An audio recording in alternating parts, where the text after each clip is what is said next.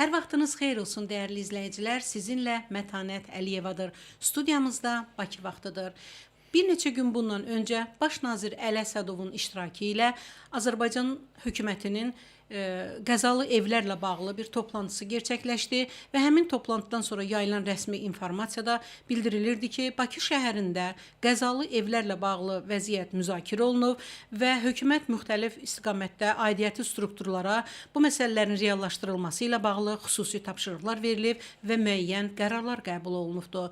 Bu məsələlər ətrafında söhbət etmək üçün bugün studiyamıza daşınmaz əmlak üzrə ekspert Elnur Fərzəliyevi dəvət etmişik. Elnur müəllim, xoş gördük. Xoş gördük. Az öncə də qeyd etdiyim kimi, bugünkü mövzumuz Bakı şəhərində qəzalı evlərin hazırki vəziyyəti və onların sökülməsi ilə bağlı qarşıda bizi gözləyən proseslər olacaq.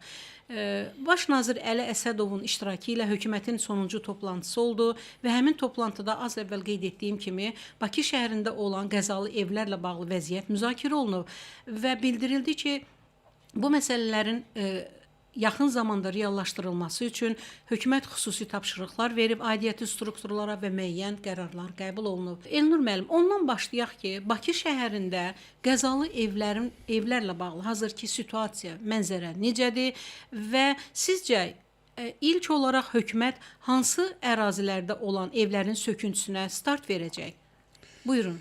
Artıq paytaxt Bakı şəhərinin baş planı təsdiq olunub və 2040-cı ilə qədər paytaxt Bakı şəhəri baş planda əks olunmuş formada olacaq. Yəni paytaxt ərazisində çox sayda istər fərdi həyət evləri, istər çoxmənzilli yaşayış binalarının söküntüləri gözlənilir. Bəzi ərazilər sökülərək infrastruktura əlavə olunacaq, bəzi ərazilər sökülərək yeni tikili binalarla əvəzləşəcək və başqa bir tərəfdən qəzalı binaların sökülməsi prosesinə 2016-cı ildən start verilib ki, 2016-cı ildə Nazirlər Kabinetinin 86 saylı sərəncamına əsasən paytaxt ərazisində pilot layihələr üzərindən qəzalı vəziyyətdə olan binalar sökülərək yeni tikili binalarla əvəzlənməsinə başlanıldı. Və bu günə qədər onlarla köhnə çoxmənzilli yaşayış binaları söküldü və yerində yeni tikili binalar əvəzləndi. Bundan əlavə, prosesə daxil olan bəzi məsələlərdən torpaqların dövlət ehtiyacı üçün alınması prosesi də davam edir ki, bu da Bakının mərkəz ərazilərində yaşayış məntəqələrinin daha çox Yasamal rayonu, Sovetski adlanan ərazilərin söküntüsü prosesi gedir ki, bu ərazilərdə də yeni parkların salınır və gələcəkdə hər hansısa bir inzibati binaların tikintiləri də gözlənilir.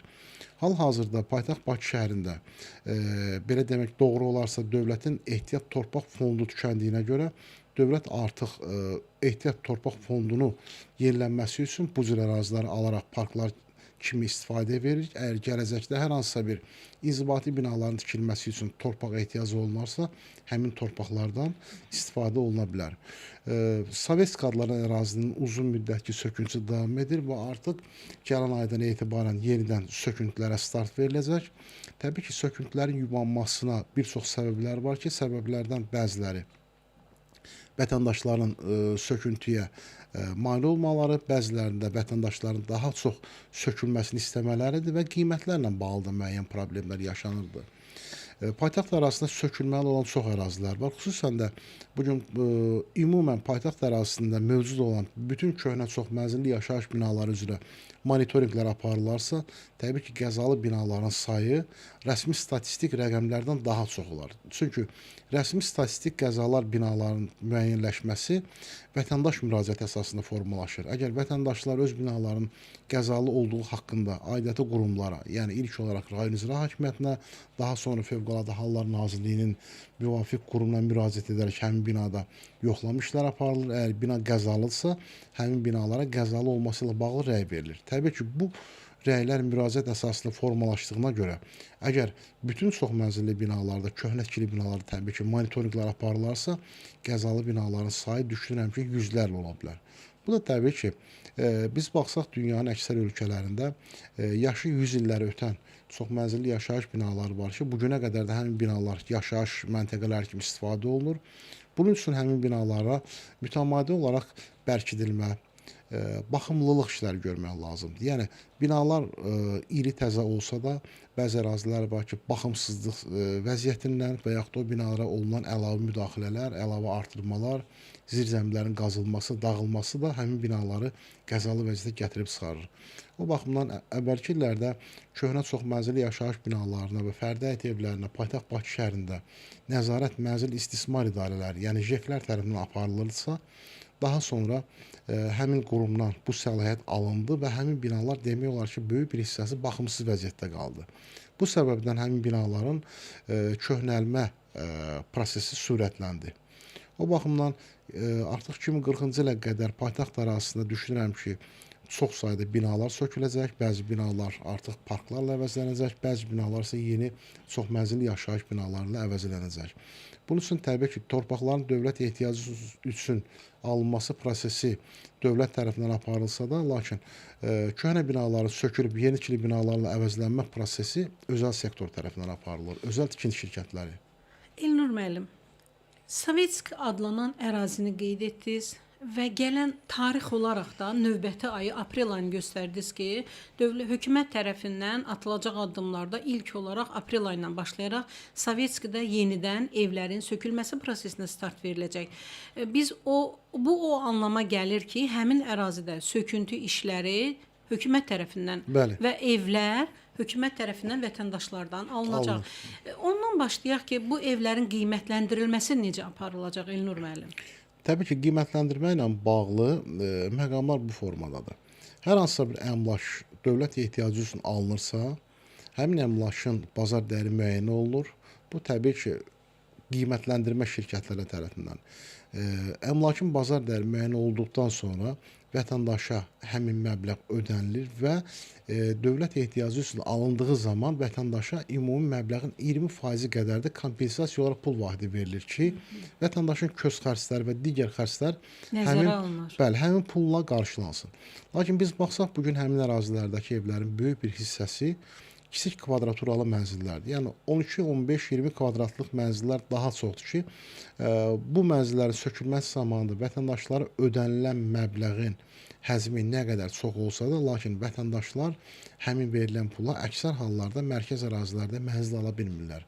Necə həll olunacaq o zaman vətəndaşların vəziyyəti? O mənzillərin, belə deyək, yəni real bazar dəyəri ortalama təxminən 40, 50, 60 min manatdır maksimal olaraq. Çünki onlar ümumi həyətdə və yaşı daha köhnə olan binalardır ki, bu tip mənzilləri alan şəxslər daha çox alıb kirayə verirlər və yaxud zamanında alıb söküntüsünü gözləyirdilər. Çünki ərazilərdə söküntü zamanı daha çox yerindən yeni binalar verilirdi. O baxımdan vətəndaşlar bir növ bu sahəyə investisiya edirdilər ki, alıb daha sonra bunu belə deyək, söküləndə yerinə mənzil alsınlar. Lakin həmin ərazilərdə binalar tikilmədiyinə görə vətəndaşlara ödənilən yalnız pul vahididir.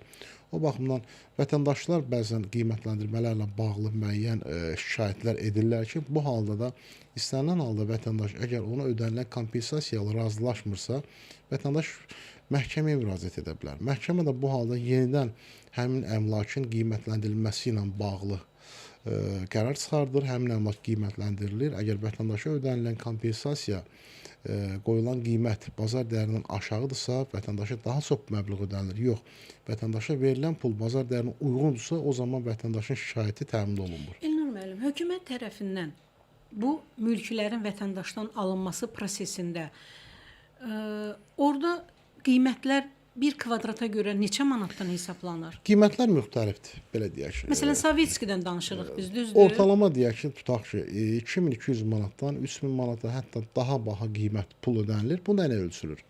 Ərazinin ümumi bazar dəyəri var. Və orada bəzi əmlaklar var ki, onların həcmi kiçik olduğuna görə onlara ödənilən məbləğin kvadrata görə daha çox pul ödəyirlər ki, vətəndaşın əgər evi 15 kvadratsa, 20 kvadratsa ev ala bilsin. Buna ödənilən məbləğlə vətəndaş hər hansısa bir ərazidən ev ala bilsin. Aynen. Amma ümumi sahə geniş olanda təbii ki, müəyyən olmuş bazar dəyərinə ödənilir həmin əmlakların qiymətləri. Onda biz deyə bilərik ki, növbəti aydan başlayaraq Sovetskidə ərazidə evlər söküləndə 2500 manat təxminən belə bir qiymət. Ortalama 2500 manat, 3000 manat, 2200 manat. Çünki orada təbii ki, dövlət tərəfindən artıq müəyyən güzəştlər də olunur ki, sənədli və sənədsiz nəzərə alınmadan vətəndaşlara kompensasiyalar ödənilir. Deməli bütün əmlaklara hökumət tərəfindən həmin ərazidə ödəniş olacaq. Baxmayaraq ki, evlərin sənədi var, çıxarışı var ya yoxdur. Bəli, orada bəzi mübahisəli məqamlar var. Buyurun. Həmin ərazidəki vətəndaşların bəzi həyətlərdəki torpaq sahələri var. Çox təsadüfi halda xüsusi mülkiyyət ola bilər.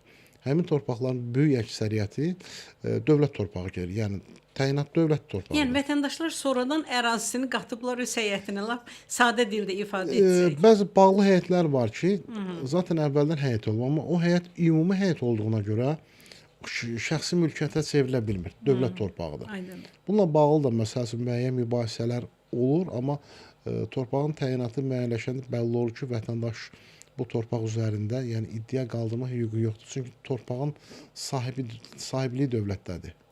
Elnur müəllim, biz Bakı şəhərindəki qəzalı evlərlə bağlı mövzunu müzakirə edirik. Bəllidir ki, uzun zamandır qəzalı evlərin sökülməsi, bunların hökumət və ya özəl şirkətlər tərəfindən vətəndaşlardan evlərin alınması prosesi gedir paytaxtda. Bəli. Biz danışdıq ki, Sovetsk adlanan ərazidə evlərin söküntüsünə start veriləcək gələn aydan və burada hökumət tərəfindən bu iş icra olunacaq. Dediyim kimi, amma özəl şirkətlər tərəfindən də paytaxtda müəyyən ərazilərdə evlər alınır vətəndaşların və sökülür, yerində müxtəlif infrastrukturlar inşa olunur. Bu prosesdə sizə elə gəlmirmi ki, müəyyən ləngimələr, maneələr var? Hansı ki, yəni söhbət özəl şirkətlər tərəfindən aparılan prosesdən gedir. Buyurun. Təbii ki, köhnə binaların sökülərək yenilənməsi prosesini özəl sektor aparır. Özəl tikinti şirkətləri və bu günə qədər çox sayda köhnə çox mənzilli binaları sökərək yeni tikili binalar əvəzləyiblər. Burada müəyyən ciddi şəkildə problemlər yaşanır. Problem nədən ibarətdir? Hər hansısa bir çoxmənzilli binanın inşa olması ilə bağlı tikinti şirkəti aidiyyatı qurumlardan lazım olan bütün sənədlər toplusun icazələri alır. Daha sonra vətəndaşlarla danışıqlar zamanı ciddi problemlər yaşanır. Bəzən vətəndaşlar daha çox pul və yaxud daha böyük ümumi sahəsi olan mənzil istəyirlər və bəzən vətəndaşlar evləri sökülən ərəfədə o zamanlarda artıq ər arvad arasında süni yalansı boşanmalar edirlər ki, boşanma zamanı əmlak bölgüsü baş verir və bir mənzilə 2 çıxarış alırlar, bəzən 3 çıxarış alırlar, paylı mülkiyyət kimi və söküntü zamanı daha çox əmlak tələb edirlər. Artıq tikinti şirkətləri bu tip problemlərin çoxaldığına görə xüsusən də həmin binaların sökülərək pilot layihələri üzərində tikintisində maraqlı deyirlər. Çünki binanın bir hissəsi köçürülür və bir binada 3-5 mənzil sahibi binadan çıxmadığı zaman şirkət köçən sakinlərə məcburən hər ay kirayə pulları verir və qarşı tərəf şirkəti məhkəməyə verə bilir və bu proses həm şirkətin əlavə böyük bir xərcə düşməsinə səbəb olur ki, aylarla çəkdiyi zaman aylarla köçən şəxslərə kirayə pulu verir, amma işə başlaya bilmir. Başqa bir tərəfdən isə Bu da maliyyə itkisidir. Əlbəttə maliyyə itkisidir. Başqa bir tərəfdən də evlərindən köçürülən sakinlər qarşısında şirkətin götürdüyü bir öhdəlik var ki, bu tarixdə söküləcək, digər tarixdə təhvil veriləcək. Hər hansısa bir tikinti prosesinin sökülmə və tikilmə prosesinin bəlli bir zamanı var. Ortalama 2-3 il müddətində. Əgər digər sakinlər bu prosesi 3 ay, 5 ay, 6 ay yubadanda təbii ki, şirkət köçən sakinlər qarşısında götürdüyü öhdəlikləri yerinə yetirə bilmir.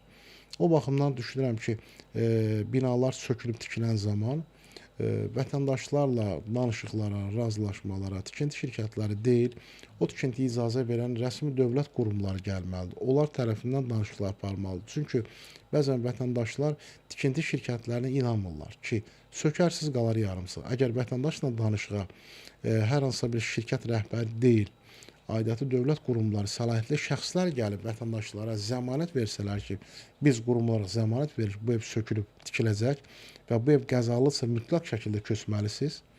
O zaman düşünürəm ki, bu proses sürətlənər. Başqa bir tərəfdən də artıq həmçinin paytaxt Bakının baş planı təsdiq olunduğuna görə icazələrin verilməsində ciddi problemlər yaşanır. Hansı icazələrdən? Tikintilərə icazə. Yəni tikinti şirkətləri daha çox binalar söküb tikmək istəsələr də belə, onların icazələrin alınması prosesi yubanır. Proses yubandıqsa təbii ki, müddət azalır. Yəni bugün Bakıda əgər yüzlərlə binalar söküləcəksə, hər binanın sökülüb tikilməsi minimum 2-3 il müddət alacaqsa, təbii ki, bura yetəri qədər çox tikinti şirkəti cəlb olunmalıdır və artıq deyərdim ki, biz yubanırıq. zamanında daha sürətlə bu proses getməli idi.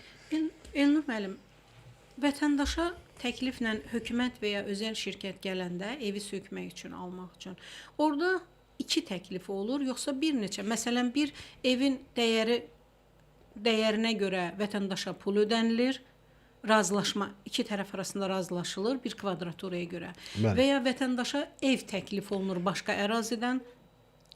Burada bayaq qeyd Bu iki etdiyim kimi təklif. söküntü 2 formadadır. Bir, torpaqların dövlət ehtiyacı üstünə alınması. Bəli. Bu zaman vətəndaşlara birmənalı olaraq pul verilir. Pul verilir 2, əgər o binaları sökən yerində. özəl şirkətdirsə, onlar heç bir halda vətəndaşa pul vermirlər. Onlar yalnız mənzil verirlər. Deməli, hökumət tərəfindən olanda vətəndaşa pul Bəli, ödənilir, bəli, bəli. amma özəl şirkət tərəfindən alınanda ona ev təklif Ev olunur. təklifi olur, bəli.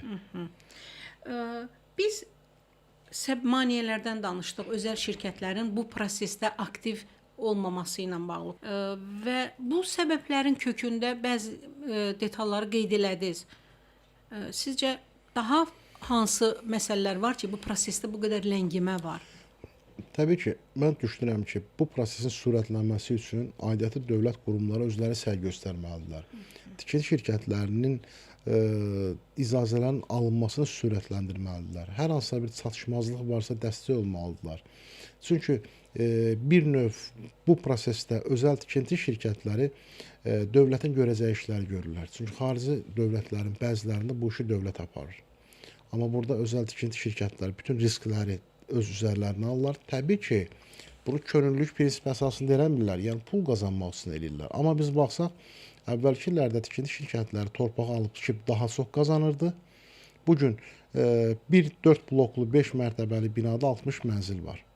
Bir binada əgər 60 mənzili sırf mənzil sahiblərinə verməlidir, yeridə qalan əmlakları satıb həm qoyulu xərci götürməli və əlavə qazanc götürməlidir. Təbii ki, əgər bu oradan qazana bilməyəcəksə, onun xərci daha çox olacaqsa, heç bir tikinti şirkəti belə risklərə getməz. O baxımdan onların istər sənədləşməsində, istər vətəndaşların danışıqlara gəlməsində, hətta istər vergilərində belə güzəştlər olmalıdır ki, tikinti şirkətləri üçün bu proses maraqlı olsun. Əgər Allah göstərməsin, hər hansısa bir təbii fəlakət, zəlzələ baş verərsə, xüsusən də qəzalı binaların uçub dağılma ehtimalı daha böyükdür.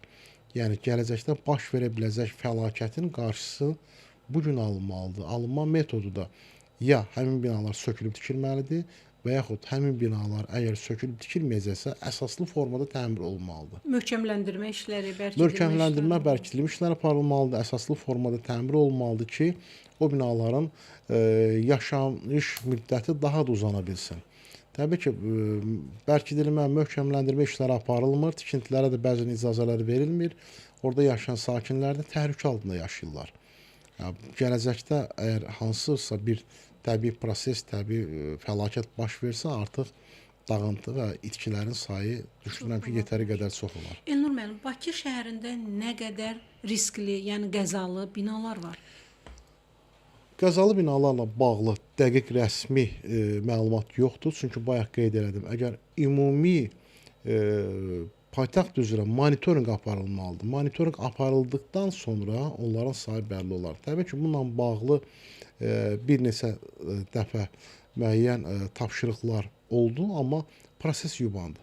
Ümumi monitorinqlər aparılsa düşünürəm ki, qəzalı binaların sayı yüzlərlə olar. Çünki hal-hazırda paytaxt Bakı şəhərində Bu çox mənzilli binalardan binalardan gedir bəli, söhbət. bəli. Çünki paytaxt Bakı şəhərində istismar müddətini bitirmiş köhnə çox mənzilli yaşayış binalarının sayı ortalama 11 minə yaxındır. Onların da Bu böyük neçə əksəriyyət mərtəbəli binalar nəzərdə 2 mərtəbədən təxminən 5 Beş mərtəbəyə mərtəbə. qədər. 9 mərtəbələr o siyahıya daxil deyil. Çünki 9 mərtəbəli binalar istismar müddətini bitirməyib. Onlar belə deyək ki, yəni Sovetin sonlarına tikilmiş binalardır. Onların hələm istismar müddətinə uzun illər var.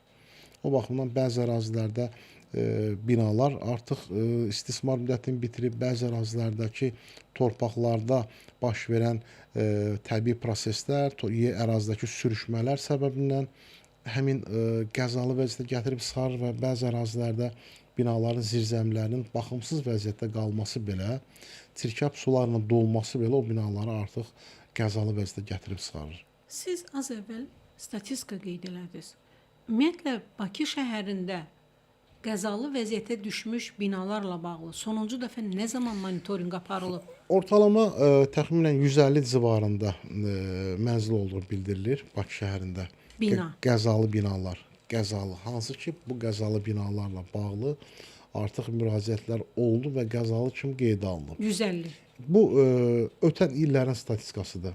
Hazırda bu rəqəm daha böyük olar və ümumi bayaq qeyd etdiyim ki, ümumi monitorinq aparılarsa, artıq qəzalı binaların sayı daha çox ola bilər. Bunlara daha çox daxildir keçmiş yataqxanalar, bunlara daxildir ötən 19-cu əsrin əvvəllərində tikilmiş 3-4 mərtəbəli binalar, Alman layihəli binalar ki, onlar hansı ki, onların o digər qonşu arasında döşəmə və tavanları taxtadandır, beton da deyil.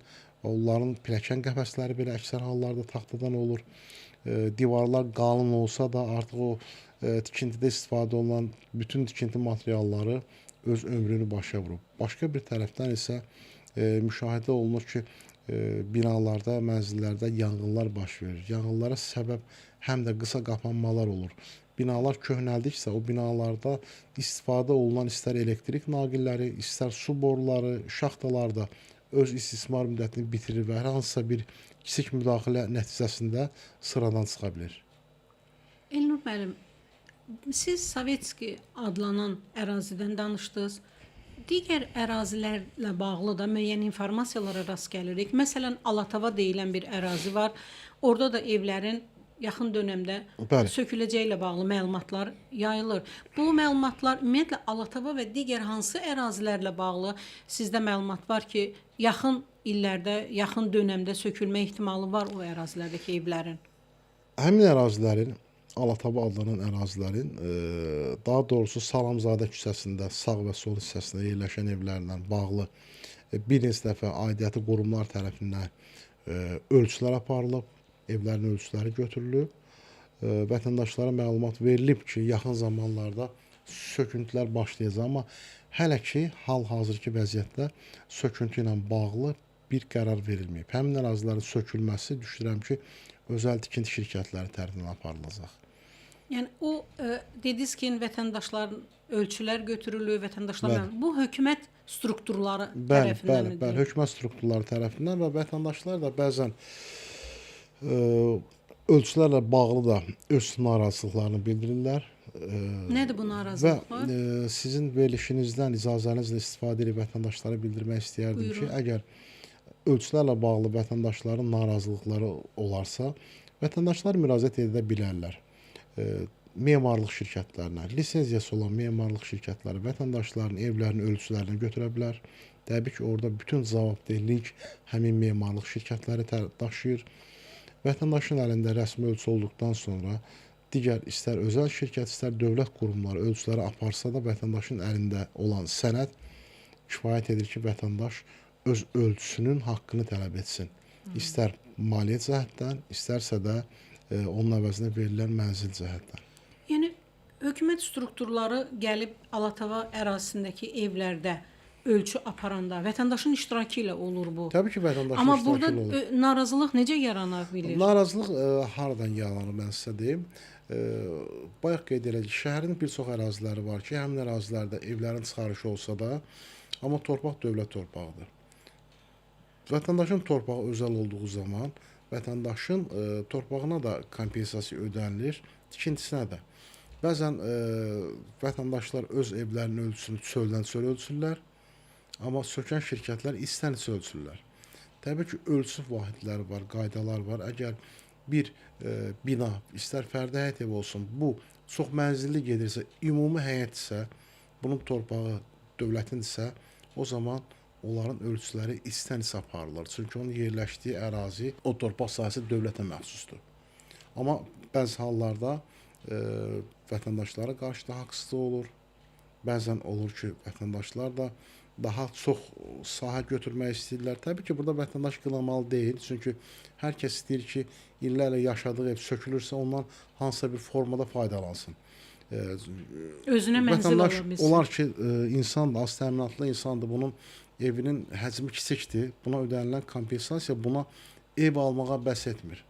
ən azından vətəndaşa ödənilən kompensasiya və yaxud verilən mənzil elə bir formada olmalıdır ki, onun ailə üzvlərinin sayına uyğun olsun və yaxud əgər vətəndaş yaşayırsa Bakının hər hansısa bir mərkəz rayonunda bu öz bütün infrastrukturunu ora uyğun qurur. Uşaqların orta məktəbi, iş yeri və s. Yəni bu adama köçüb Bakı ətrafında, qıraq qəsəbədə yaşamaq bütün ailə üzvlərinin məktəbinin işini itirilməsinə gətirib çıxardacaq və uzun müddət onun travmasından bəzən çıxa bilmirlər. Yəni o baxımdan şəxsi fikrimdir.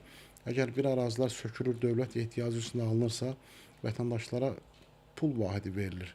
Az pul verilmir. Normal vətəndaşlara pul verilir və buna baxmayaraq yenə də vətəndaş narazılıqları olur. Haqlı da olur, haqsız da olur. O baxımdan vətəndaşlara pul da verilə bilər. Həmin ərazilərdə dövlət qurumları tərəfindən binalar tikilə bilər ki, vətəndaş ya pul, ya yaşadığın əraziyə yaxın yerdə mənzil. Təbii ki, vətəndaşlar üçün mənzil daha önəmlidir ki, öz yaşadığı ərazidə mənzil verilsin. Əgər vətəndaşa verilən kompensasiyalara binalar tikilərsə, burada artıq dövlət büdcəsi böyük itkilərə məruz qalmaz. Çünki tikintinin özünün xərci böyük deyil. Yəni bir tikintinin sənədləşməsinin, torpaq xərcinin və s. bunları çıxsaq, el dilində desək, padmayak mənzillərin bir kvadratının başa gəlir 400-500 manata. Yəni kvadratına 3000, 4000 verilən yerdə 400-500 manata və dövlət artıq bir mənzilin, bir kvadratın başa gətirə bilər. Əlavə 200-300 manat, 400 manatı təmirə yönəltsə, yəni 800 manata vətəndaşa kvadratı 800 manata başa gələn mənzillər verə bilər.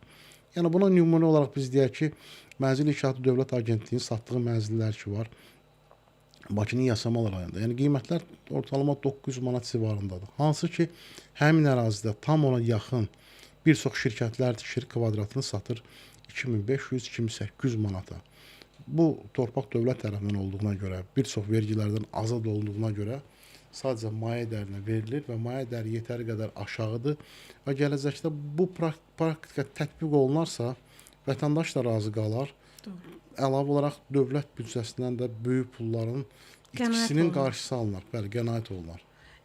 Elnur müəllim, son olaraq Bakı şəhərində yaxın dönəmdə, yaxın illərdə daha hansı ərazilər ümumiyyətlə nəzərdən keçirilir ki, oradakı evlər də sökülmə ehtimalı var? Yaxın gələcəkdə daha çox belə deyək, fərdi yaşayış evləri Bakının Nəsimi, Yasamal və bir qism Nərimanov rayonunda yerləşir. Bunlar çox mənzilli yaşayış binaları. Köhnə fərdi həyət evlərindəndir. Yasamal rayonunda daha çoxdur. Çünki Yasamal rayonunda istər Alatava olsun, istər Sovetski, istər köhnə Yasamalın özü, istər Kubinkanın bir hissəsi, Nəsim rayonuna düşən hissə var, Yasamal rayonuna da. Bura artıq Bakının tam mərkəzində olduğuna görə bu ərazilər, düşünürəm ki, bunların söküntüsü prosesi daha sürətlə aparılacaq. Çünki həmin 1-2 mərtəbəli yaşayış evləri bir zamanlar, yəni 100-150 il bundan əvvəl effektiv olsa da, bugün artıq dünya dəyişir. Ölkəmizə çox sayda xarici qonaqlar gəlir. Bura həm də şəhərin xarici estetik gözəlliyinə xələl verir. Təbii ki, hansısa bir formada içəri şəhər tipli qorunub saxlanılmalıdır. Amma içəri şəhər qoruqdur. Orada hər bir evin özünün xüsusi bir gözəlliyi var. Digər həyət evlərinə baxsaq, yəni belə deyək, gecəqondu da deməyək, amma gecəqondu tipli evlər də çoxdur ki, qısa zaman ərzində tikiblər. O həm yaşayış üçün belə deyək təhlükəlidir, başqa bir tərəfdən də şəhərin də estetik gözəlliyinə xələl verir. Düşünürəm bu ərazilər yaxın illərdə artıq onların sökülməsi prosesində başlanılacaq, amma özəl tikinti şirkətləri də bu prosesə qoşularsa daha sürətli olar. Daha sürətli olar, bəli. Elnur müəllim, təşəkkür edirik. Studiyamıza gəldiyiniz və bu proseslərlə bağlı kifayət qədər detallı və ətraflı, əhatəli məlumatlar verdiyiniz üçün sizə minnətdarlığımı bildirirəm. Mən təşəkkür edirəm dəvət üçün. Təbii ki, əgər vətəndaşları hər hansısa bir formada maarifləndirə bildiksə, sizin sayənizdə nə gözəl. Beləliklə bizə ayrılan zamanın sonuna gəldik. Xatırladıram ki, studiyamızın bugünkü qonağı daşınmaz əmlak üzrə ekspert Elnur Fərzəliyev idi. Sağ olun, sağlıqla qalın.